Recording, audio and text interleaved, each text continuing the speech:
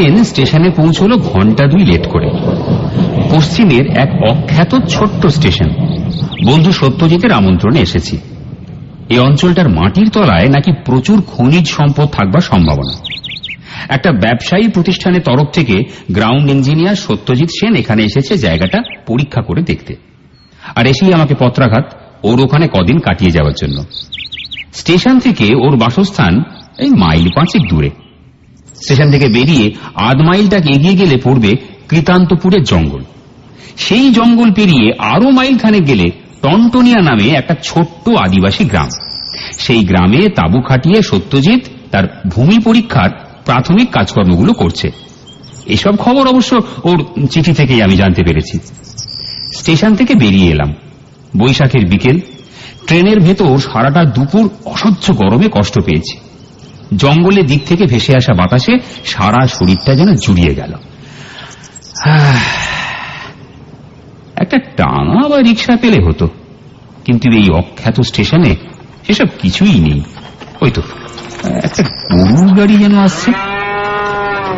যাও একটা গরুর গাড়ি দেখলাম, কিন্তু গাড়োয়ান কিছুতেই কৃতান্তপুরে জঙ্গল পেরিয়ে টনটনিয়ায় যেতে রাজি হল না। অগত্যা এক দোকানির কাছ থেকে পথঘাট সম্পর্কে জেনে নিয়ে হাঁটতে শুরু করলাম। আকাশটা বেশ কালো করে এসেছে। শোঁ করে হাওয়া বইছে। একটু পরেই ঝড় এলো, সঙ্গে বৃষ্টি। শালগাছগুলোর মধ্যে দিয়ে শোঁ শোঁ করে বইতে লাগলো ঝোড়ো হাওয়া, আর বড় বড় ফোঁটার বৃষ্টি এসে কিছুক্ষণের মধ্যেই আমাকে সম্পূর্ণ ভিজিয়ে দিল। জঙ্গলের ভিতর ঝড়ের এক নিজস্ব ভয়ঙ্কর সৌন্দর্য আছে, কিন্তু সেই সৌন্দর্য উপভোগ করার মতন সময় আর মানসিকতা কোনোটাই আমার ছিল না। আমি ব্যস্ত হয়ে পড়েছি একটা আশ্রয়ের খোঁজে, কেননা আমি বেশ বুঝতে পারছিলাম জঙ্গলের ভেতর আমি পথ হারিয়ে ফেলেছি। কিন্তু এই ঝড় বৃষ্টির মধ্যে আশ্রয়ের খোঁজে এগিয়ে যাওয়া তো সম্ভবই না। হ্যাঁ, হয়তো একটা বড় গাছ দেখতে পাচ্ছি। এই গাছের তলায় গিয়ে দাঁড়াই। এই সময় বৃষ্টিতে ভিজলে শরীর খারাপ হতে পারে। যতদূর সম্ভব ঝড় বৃষ্টির হাত থেকে নিজেকে বাঁচাতে হবে। কিন্তু না, আধ ঘন্টা কেটে গেল প্রায়, কিন্তু ঝড় বৃষ্টি আমার তো কোনো লক্ষণই দেখতে পাচ্ছি না। সেই সন্ধেবেলায় আমার বৃষ্টিতে ভেজা শরীরটা তখন শীতে কাঁপছে। এরকম অবস্থায় ঝড়ে ডালপালার ফাঁক দিয়ে একটা অল্প আলো আমার চোখে পড়ল। এই তো, আমার মনে বেশ আনন্দ হলো। তখন আমার চারপাশে একটা কোহেলি ঘেরা পরিবেশের সৃষ্টি হয়েছে। ঝড় বৃষ্টি দাপট অগ্রাহ্য করে এগোলাম সেই আলোক শিখার উৎস সন্ধানে। মিনিট 5 মধ্যেই পৌঁছে গেলাম। একটা ধূসর প্রস্তর নির্মিত মঠ, আশেপাশে আরো অনেক প্রাসাদ আর মন্দিরের ভগ্নাবশেষের ওপর এই মঠ মাথা তুলে দাঁড়িয়ে আছে। আপাত দৃষ্টিতে মনে হয় একসময় এই মঠের যথেষ্ট গুরুত্ব ছিল। চারপাশের ভাঙা প্রাসাদ আর মন্দিরগুলো একসময় এই মঠকে ঘিরেই ছিল। বাইরে তখন ঝড় বৃষ্টির তাণ্ডব শুরু হয়েছে। মঠের আশেপাশে আর কিছু দেখবার সুযোগ আমার হল না। এগিয়ে গিয়ে মঠের দরজায় ধাক্কা দিলাম। একবার, দুবার, না, কি ব্যাপার হলো? ভেতরে কি কেউ নেই? কোনো সাড়া শব্দও পাচ্ছি না। আমি তখন বৃষ্টিতে ভিজে ঠান্ডায় হিহি করে কাঁপছি। তৃতীয়বার ধাক্কা দেওয়ার পর দরজার ওপাশে একটা অস্পষ্ট পায়ের শব্দ শুনতে পেলাম। শব্দটা ধীরে ধীরে বাড়ছে, তারপর থামলো এসে দরজার ওপাশে। হঠাৎ দরজাটা খুলে গেল, আর আমি এক বিচিত্র দেখতে মূর্তির মুখোমুখি হলাম। মূর্তির হাতে লণ্ঠনেই আমি তার চেহারাটা দেখতে পেলাম। লম্বা রোগা চেহারা, গায়ে রক্ত লাল রঙের আলখাল্লা নেমে এসেছে প্রায় পায়ের গোড়ালি পর্যন্ত। মাথায় লম্বা লম্বা চুল, মেয়েদের মতো মাঝখানে সিঁথি। লম্বা চুলের গোছা মাথা থেকে নেমে কাঁধ ছাড়িয়ে দেহের ওপর ঝুলে লটপট করছে। বুক অব্দি ছুঁচলো দাড়ি, চোখে তীক্ষ্ণ সতর্ক দৃষ্টি। কি প্রয়োজন? মূর্তির গলার স্বর শুনে অবাক হলাম। অত্যন্ত ভদ্র কণ্ঠস্বর। এইরকম দেখতে একজনের কাছ থেকে এমন সুমিষ্ট মার্জিত কণ্ঠস্বর যেন আশাই করা যায় না। আমি বললাম, দেখুন না, এই জঙ্গলের ভেতর ঝড় বৃষ্টির মাঝখানে পথ হারিয়েছি। রাতের মতো যদি একটু আশ্রয় এখানে। নিশ্চয়ই নিশ্চয়ই। সেই মূর্তি আমাকে কথা শেষ করতে দিল না। আসুন আসুন, ভেতরে আসুন, একেবারে যে ভিজে গেছেন। মূর্তির পিছু পিছু ঢুকলাম মঠের মধ্যে। সেই অদ্ভুত দেখতে লোকটা আমাকে জিজ্ঞেস করলো, এই ঝোড়ো অমাবস্যা রাতে কৃতান্তপুরে জঙ্গল দিয়ে কোথায় যাচ্ছিলেন? অতি বড় দুঃসাহসীও তো এ সাহস করে না। আসলে আমি যাচ্ছিলাম টনটনিয়া। টনটনিয়া কেন? আসলে আমার এক বন্ধু ওখানে চাকরি নিয়ে এসেছে, ওর আমন্ত্রণেই যাচ্ছিলাম। বন্ধুর স্টেশনে থাকবার কথা ছিল, কিন্তু স্টেশনে তাকে দেখতে পেলেন না, তাই তো? আপনার বন্ধু বুদ্ধিমানের কাজই করেছেন। এই ভরা অমাবস্যা রাতে কেউ কৃতান্তপুরে জঙ্গল দিয়ে যাতায়াত করে না। এই খবরটা উনি আপনাকে জানালে আরো বুদ্ধিমানের কাজ করতেন। কথা বলতে বলতে আমরা মঠের ভেতর দিকে যাচ্ছিলাম। লোকটা কিছুক্ষণ চুপ করে রইল, তারপর একটু অল্প হেসে বলল, যাক সে কথা। এবার আমার পরিচয় দিই। আমি হচ্ছি এ মঠের মহান্ত, ভৈরব প্রাণান্তক। মঠের অন্যদের পক্ষ থেকে, আমার নিজের পক্ষ থেকে তো বটেই, আপনাকে সাদরে এই মঠে রাত্রিবাস করবার আমন্ত্রণ জানাচ্ছি। একটা হল ঘরের মধ্যে দিয়ে আমরা যাচ্ছিলাম। হঠাৎ মহান্ত হাততালি দিলেন। সঙ্গে সঙ্গে ঘরের কোণের অন্ধকার ফুঁড়ে বেরিয়ে এলো আর এক মূর্তি। এর পোশাক পরিচ্ছদ এই ভৈরব প্রাণান্তকেরই মতো, তবে গায়ের আলখাল্লাটার রং রক্ত লাল নয়, ধূসর। এ হচ্ছে ব্রহ্মচারী জীবান্তক। এ আপনার দেখাশোনা করবে। এর সঙ্গে যান। আমি এখন যাচ্ছি, একটু জরুরি প্রয়োজন আছে। হ্যাঁ, পরে আবার দেখা হবে। ঘরের কোণের অন্ধকারের দিকে চলে গেলেন ওই মহান্ত। হলঘর পেরিয়ে একটা ঢাকা বারান্দা, তার এক পাশ দিয়ে উঠে গেছে একটা পাথরের সিঁড়ি। জীবান্তকের পিছু পিছু উঠতে লাগলাম। ওর হাতের লণ্ঠন দেওয়ালের গায়ে কেমন সব অদ্ভুত ছায়া ফেলতে লাগলো। এই মঠ নিশ্চয়ই অনেক পুরনো। আশেপাশে যে সমস্ত প্রাসাদ আর মন্দির এই মঠের সময় তৈরি হয়েছিল, তা সবই কালের কবলে পড়ে ভেঙে চুরে গেছে। সেগুলো এখন সংস্কারেরও অযোগ্য। দোতলায় উঠলাম। ডান পাশের বারান্দা ধরে খানিকটা এগিয়ে গিয়ে একটা ঘরের সামনে থামলাম।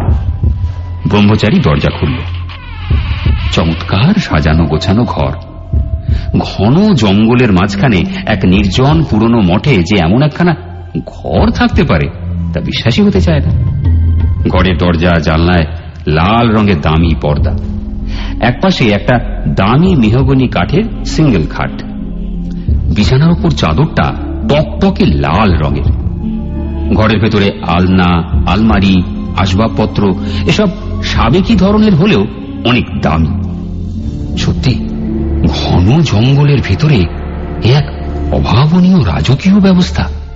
হঠাৎ চোখ পড়ল পাশের দেওয়ালে। ভৈরব প্রাণান্তকের একটা বড় তৈলচিত্র। অন্য পাশের দেওয়ালে এক বিভৎস মূর্তির ছবি। ছবির দিকে তাকালে গায়ের রক্ত যেন আতঙ্কে হিম হয়ে আসে। দুনিয়ার সমস্ত অমঙ্গল যেন রূপ পেয়েছে ওই বিভৎস ছবির মধ্যে। কোন ধর্মীয় মঠে এরকম ছবি কিন্তু একেবারেই বেমানান। আলমারি খুলে ব্রহ্মচারী আমার জন্য এক প্রস্থ পোশাক নিয়ে এলো। ধূসর রঙের আলখাল্লা আর লুঙ্গির মতো এক টুকরো কাপড়। কৌতূহলী হয়ে জিজ্ঞাসা করলাম, আচ্ছা, একটা কথা জিজ্ঞেস করব, এই ছবিটা কার? ব্রহ্মচারী কোনো জবাব দিল না। আমি আবার জিজ্ঞেস করলাম, আপনারা কোন সম্প্রদায়ভুক্ত? যথাসময়ে স্বয়ং মহান্ত মহারাম আপনার কৌতূহলের নিবৃত্তি করবেন। আমি বাইরে অপেক্ষা করছি। আপনার কোনো প্রয়োজন হলে ঘণ্টার ধ্বনি করবেন, আমি আসব। এই বলে ব্রহ্মচারী ঘর থেকে বেরিয়ে গেল। যাবার সময় হাতের লণ্ঠনটা রেখে গেল টেবিলের উপর। ট্রেন জার্নি আর বৃষ্টিতে ভিজে বেশ ক্লান্ত হয়ে পড়েছিলাম। ভাবলাম একটু ঘুমিয়ে নি, কিন্তু বৃথা চেষ্টা। দেহ মন ক্লান্ত, কিন্তু তবুও ঘুম এলো না। চুপ করে শুয়ে রইলাম। বেশ কিছুক্ষণ কেটে গেল।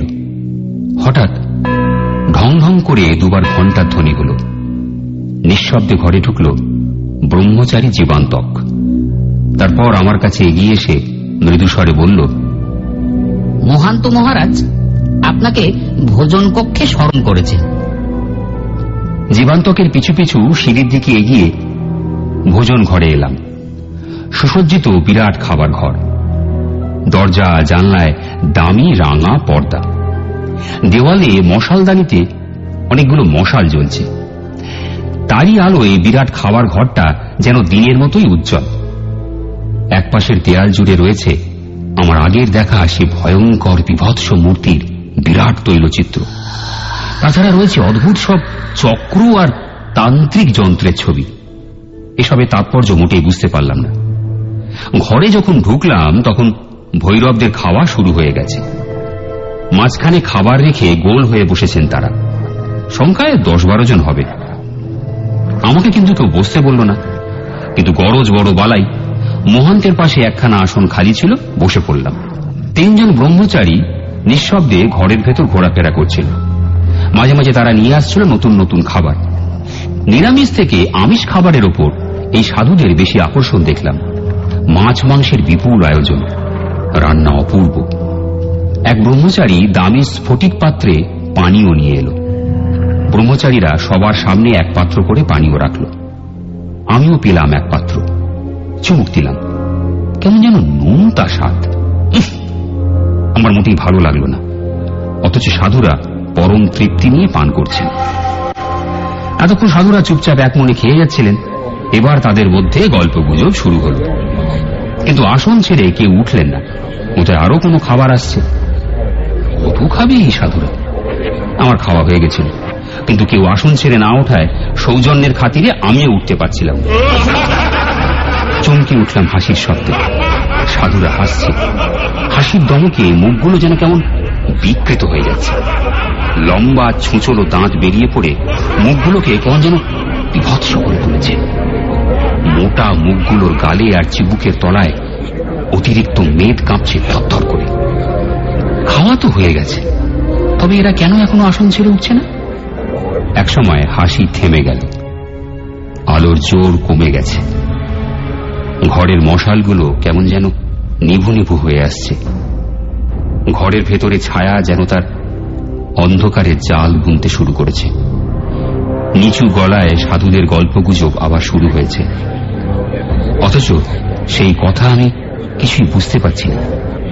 ম্লান হয়ে আসা আলোয় তাদের মুখগুলো কেমন অদ্ভুত দেখাচ্ছে। হতভম্ব হয়ে গেলাম মুখগুলোর দিকে তাকিয়ে। কেমন যেন বিবর্ণ, পাণ্ডুর। ঘরের ভেতর আবহাওয়াটা পুরো পাল্টে গেছে। দরজা জানলার পর্দাগুলো হাওয়ায় উঠছে। মনে হচ্ছিল ঝড় নয়, কোনো অদৃশ্য হাত যেন ওগুলো নাড়িয়ে দিচ্ছে।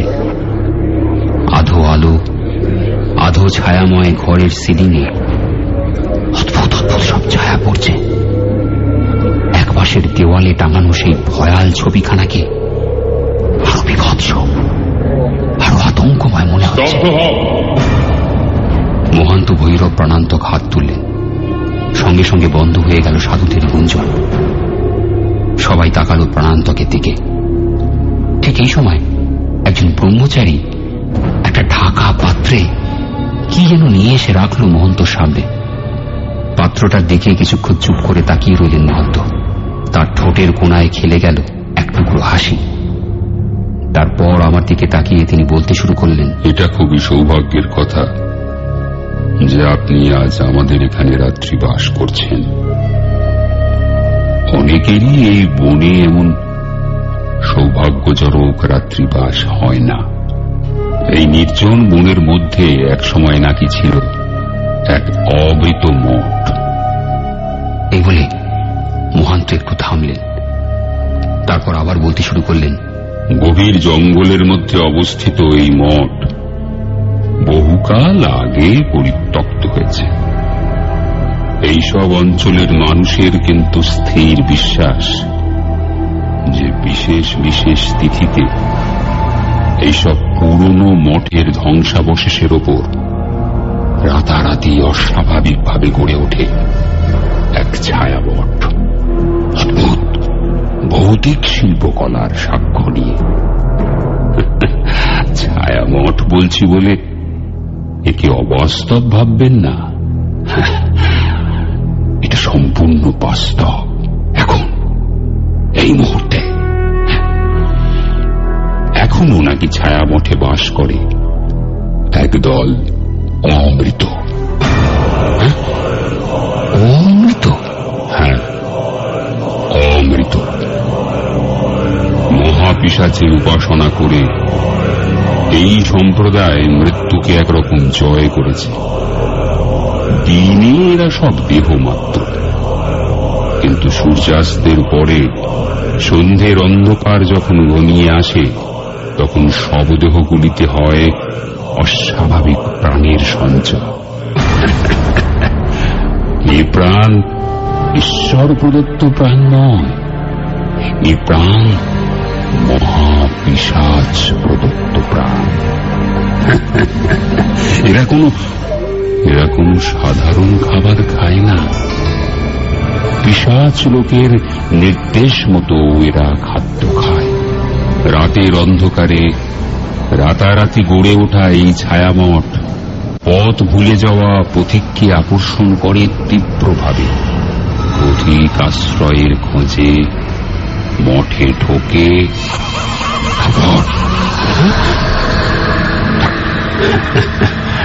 কি ব্যাপার, ভয় পেলেন নাকি? থাক তাহলে, আপনার বন্ধু যে আপনাকে এগিয়ে নিয়ে আসবার জন্য এই ভরা অমাবস্যায় জঙ্গলের ভেতরে ঢোকেননি, এটা তার পক্ষে খুবই সৌভাগ্যের ব্যাপার বলতে হবে। কেননা তিনি এ অঞ্চলে নতুন, পথ হারিয়ে তিনি ছায়ামঠে গিয়ে পড়তে পারতেন। হ্যাঁ, আর ছায়ামঠের অমৃত সম্প্রদায়ের হাতে পড়লে তারা আপনার বন্ধুর মাংস এবং রক্তে তাদের অস্বাভাবিক ঘূর্ণিবৃত্তি করতে পারত। আশ্চর্য হবার কিছু নেই। অমৃত সম্প্রদায়ের অস্বাভাবিক জীবনযাপনের জন্য এই হচ্ছে মহাপিশাচ নির্দেশিত খাদ্য। সেই রহস্যময় পরিবেশে, সেই অল্প প্রদীপের আলোতে খাবার ঘরে প্রাণান্তকের গলার স্বর কেমন যেন অদ্ভুত শোনাচ্ছিল। আমার আচ্ছন্ন মনের কাছে সেই স্বর খুব ধীরে ধীরে নিয়ে আসছিল এক আতঙ্কময় জগতের বার্তা। কথাগুলো তাৎপর্য যেন ক্রমেই আমার কাছে স্পষ্ট থেকে স্পষ্টতর হচ্ছিল। পথহারা পথিক, অমৃত মঠ, অদ্ভুত সাপ খেলানো সুরি মন্ত্রপাঠ, গভীর জঙ্গলে রাজকীয় ঐশ্বর্য। আমার দিকে তাকিয়ে থাকা সাধুদের বিবর্ণ পাণ্ডু, অথচ লোভে ঢাকা মুখগুলো। হঠাৎ মহান্ত তার সামনে রাখা পাত্রটা ঢাকনা ধীরে ধীরে খুলে বললেন, আসুন, মাংসটা খেয়ে ফেলা যাক।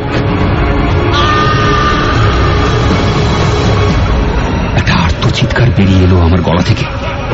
তার ঠিক পরের মুহূর্তে প্রচন্ড বিদ্যুৎ চমকে সারা ঘর আলোকিত হয়ে উঠল। বাইরে শোনা গেল মেঘের গুরুগম্ভীর গর্জন। সাধুরা হেসে উঠল হিহি করে। কি পৈশাচিক হাসি! যেন নরকের অন্ধকার পাতাল গহ্বর থেকে হাসি ভেসে আসছে। আমার চোখের সামনে নেমে এলো অন্ধকারের এক কালো পর্দা। জ্ঞান হারালাম। যখন জ্ঞান ফিরল, দেখলাম এক কাদা ভরা গর্তের মধ্যে পড়ে আছি। রাতের প্রবল বৃষ্টির জন্য সারা শরীর আমার ভিজে গেছে। ধূসর পোশাকের ওপর পড়েছে পুরু কাদার প্রলেপ।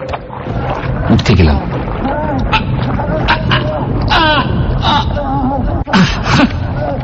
ডান হাতটা তুলতে পারছিলাম না। অসহ্য ব্যথা। কোন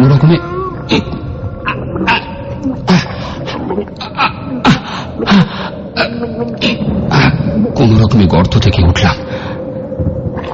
আবার সামনে বিস্তীর্ণ এলাকা জুড়ে ছায়ামঠ আর প্রাসাদের ধ্বংসাবশেষ।